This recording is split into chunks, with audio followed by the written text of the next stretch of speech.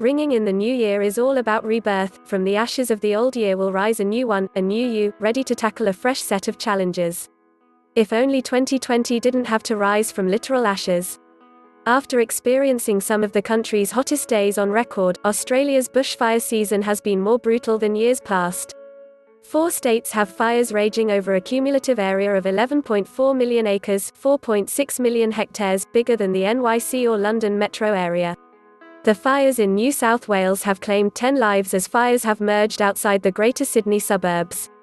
While it's normal to see fires this time of year, hotter temperatures, drier conditions, and higher winds build the blazes faster, increasing the span and scope of their damage into populated areas.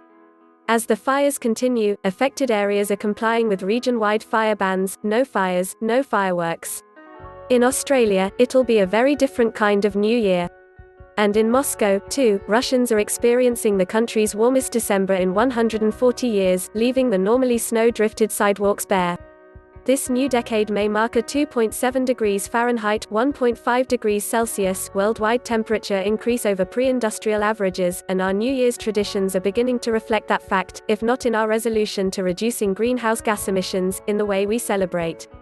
Germany, for one, is choosing to adapt to the reality of a climate change by temporarily pulling the plug on private fireworks displays.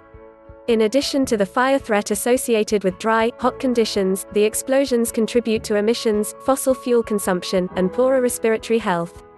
Germany's environmental agency proposed New Year's Eve be a firework-free evening, sparing the country of 4,500 tons of dust linked to health risks.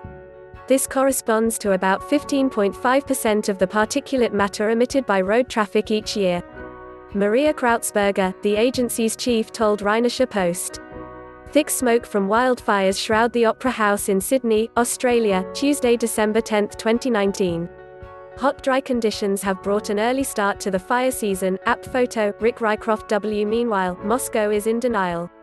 On the flip side of the hemisphere, winter normally blankets the historic Moscow roads starting in October or November. And with extremes in weather patterns increasing, Russia saw its near-coldest days on record just last year, and Moscow saw its heaviest snowfall in 100 years. But this year, with temperatures in the 40s and dry streets, city officials crystallized a plan: haul in block-long piles of artificial snow to give the streets a wintry atmosphere.